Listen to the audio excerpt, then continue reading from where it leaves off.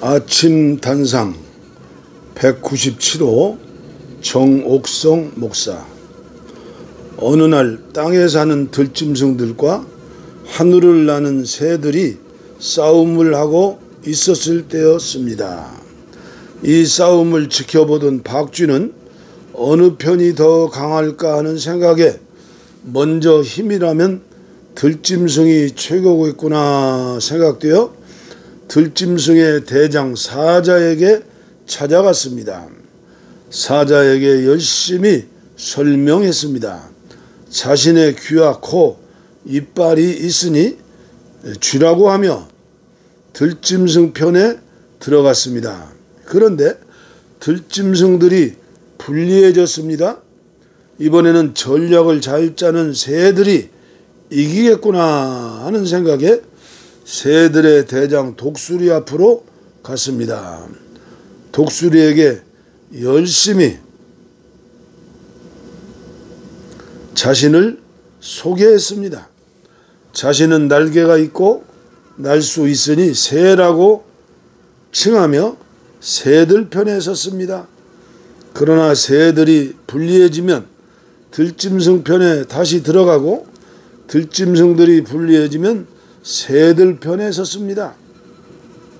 결국 새와 들짐승들은 박쥐에 이런 간에 붙었다 쓸개에 붙었다 하는 치사한 술법을 알아차려 모두 박쥐를 쫓아내버리고 그 후 들짐승과 새들은 더 이상 싸우지 않고 서로 사이좋게 지내게 되었습니다.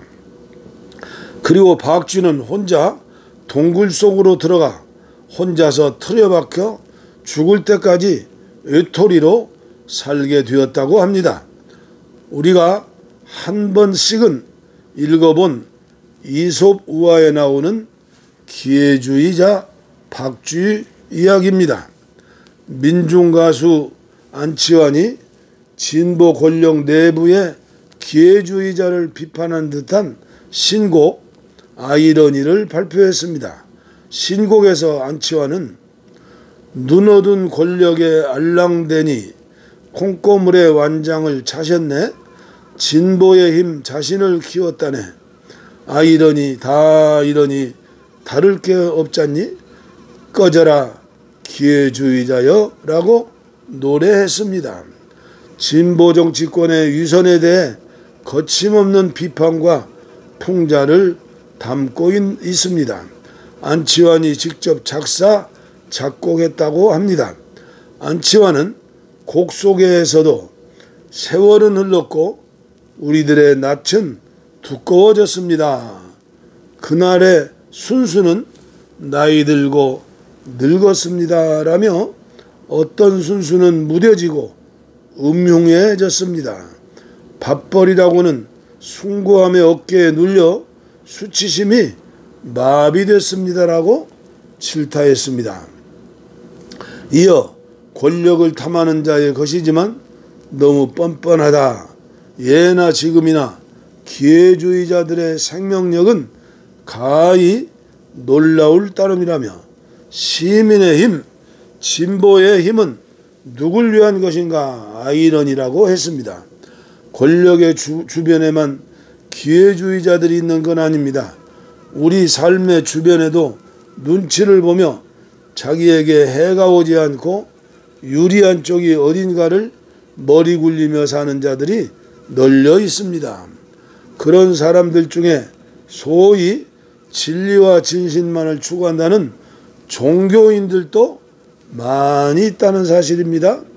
내가 광화문 집회와 전광훈 목사에 대한 내 소신을 SNS에 올렸습니다. 페이스북과 밴드에서는 많은 분들의 격려와 응원이 있었습니다. 그런데 말입니다. 웃기는 일이 생겼습니다. 분명히 단톡이나 페이스북에 올렸으면 거기에다 비판이든 공감이든 자기 견해를 밝히면 됩니다. 그런데 다수의 사람들이 나의 개인 톡에 공감하고 응원한다고 의견을 보내왔습니다. 아주 감사한 일입니다. 그런데 왜 개인 카톡으로 보냈습니까? 그런데 그 중에 어떤 분은 솔직하게 말했습니다. 이렇게 개인 카톡으로 자기 의견을 보내는 것은 단톡방에 많은 사람들이 전광훈의 지지자들이기 때문에 괜한 오해를 살까 싶어서라고 했습니다. 아버지라 부르지 못하는 홍길동 목사도 많습니다. 자기 의견을 분명치 않게 사는 것이 처세인지는 모르겠으나 이렇게 아무것도 아닌 일에도 몸을 사린다면 목숨을 걸어야 할 때는 어떤 일이 벌어질까 궁금해집니다. 예수님께서도 말씀하셨습니다. 작은 일에 충성된 자가 큰 것에도 충성한다고. 우리나라 속담에 이런 말이 있지요. 하나를 보면 열을 알 수 있다고 시인 바대는 말했습니다. 100사람이 한 번 읽고 많은 시를 쓰기보다는 한 사람이 100번 읽는 시를 쓰고 싶다. 100사람에게 한 번 칭찬받고 한 번 향기를 바라는 사람이 되기보다는 한 사람으로부터 두고두고 당신은 향기롭습니다. 당신은 아름답습니다. 당신은 진실된 사람입니다. 당신을 보면 그리스도를 보는 것 같습니다. 라는 칭찬과 인정을 받도록 살아야지 않을까요? 아주 무덥습니다. 오늘은 냇가에서 다슬기나 잡을까 합니다. 언제 다슬기국 드시러 오십시오. 짝짝짝짝짝. 예, 좋은 글 감사합니다. 나는 박쥐와 같은 인간이 아닌가 생각해 봤습니다. 오직 주님만 바라보고 주님이 원하시고 기뻐하시는 일을 행하고 기도하는 우리 모두 예수님의 제자, 예수님을 닮은 사람들이 되기를 바랍니다.